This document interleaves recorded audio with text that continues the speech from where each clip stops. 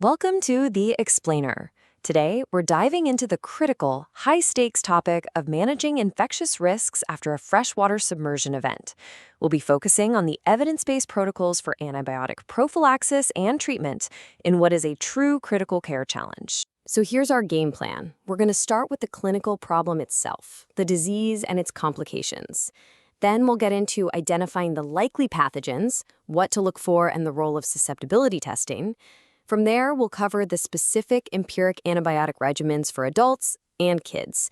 And finally, we'll put it all in a broader context with other waterborne infections and the principles of infection control. All right, first things first, we have to understand the initial insult, the pathophysiology of the submersion itself, because absolutely everything we do flows from that. So let's imagine our case. Someone's been pulled out of a local pond after being under for a prolonged period.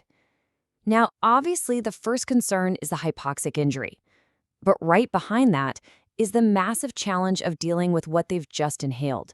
Non-sterile water packed with microbes, delivered straight to the lower respiratory tract. So what happens is a 1-2 punch. First, you get an aspiration pneumonitis. That's a chemical inflammation just from the water itself irritating the lungs.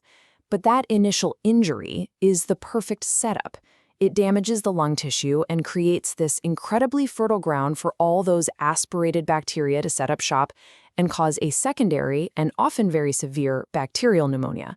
Our job is to get ahead of that infectious complication. Okay, so if we're going to treat this effectively, we need to know who the enemy is. We have to anticipate the most likely pathogens based on that specific freshwater exposure. In freshwater, there are two bacterial genera we really worry about, Aeromonas and Leptospira. Aeromonas species are these gram-negative rods that are basically everywhere in freshwater and can cause a really nasty pneumonia. Leptospira, on the other hand, can lead to a serious systemic illness. So our empiric therapy has to cover both, right out of the gate, while we wait for cultures from blood and respiratory samples to give us the definitive answer and susceptibility data. And you know, this quote, it's a bit funny, but it perfectly illustrates a fundamental concept here. That seemingly harmless pond water is actually a complex, threatening microbial environment. Your clinical thinking has to go beyond the patient and really consider the ecology of where they came from. That's what informs your antibiotic choice. All right, now for the playbook. This section lays out the specific, recommended antibiotic regimens designed to hit those pathogens we just talked about. So the standard of care is a combination therapy. You use intravenous benzylpenicillin to go after Leptospira, and you pair it with gentamicin for that broad gram-negative coverage you need, especially for Aeromonas. For kids, of course, the dosing is all weight-based. And critically, you have a clear plan B for patients with a penicillin allergy, swapping in doxycycline, which also covers both bugs well. This really gets to the heart of the matter. You know, in many areas of medicine, there's a lot of room for clinical judgment, a bit of art. Not here. With this kind of post-submersion infection, sticking to these precise, evidence-based protocols isn't just a suggestion, it's directly tied to survival. Now, this is a hugely important point. You have to understand the limits of these guidelines. They are laser-focused on fresh, open-water submersion.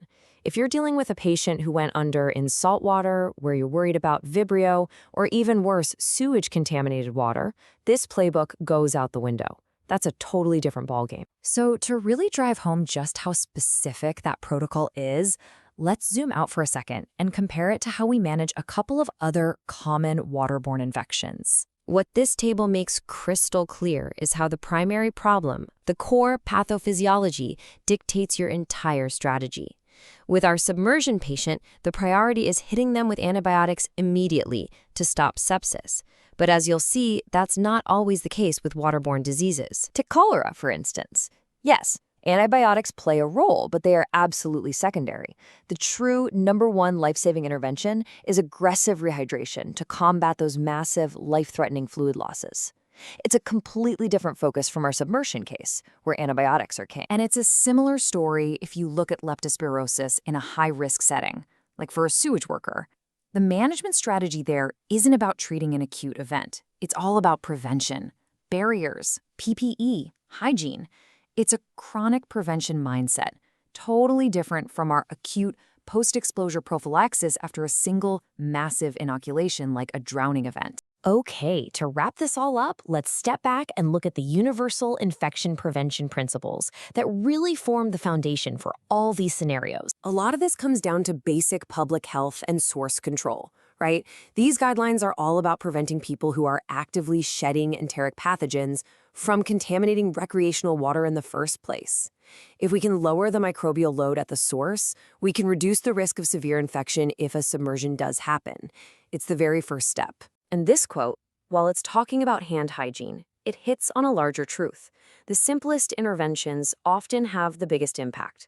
This also ties into the public health perspective. Drowning-associated pneumonia and leptospirosis are often notifiable diseases. Reporting them is critical because it helps officials spot clusters and warn the public about potentially dangerous bodies of water. All right, let's see what's stuck. We're going to do a quick review of the 3 most important clinical decision points we've covered today. So how did you do? These 3 questions really hammer home the core principles. Number 1, you have to target the right bugs for the right environment, Aeromonas and Leptospira for fresh water. Number 2, your primary intervention has to match the primary problem. And number 3, you have to remember that these protocols are highly specific and you can't just apply them to every situation. So if there's one thing you take away from this, let it be this. Proactive, protocol-driven, and highly specific antibiotic therapy is absolutely essential. In these high-stakes submersion events, knowing the environment and acting decisively based on that knowledge is what truly improves outcomes. And this all leaves us with one final, and I think really important question. We have this great, clear guidance for one very specific scenario. But what about all the others? What's our responsibility when we're off the map?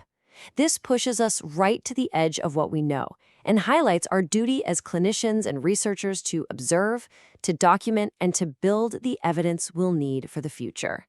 Thank you for joining this explainer.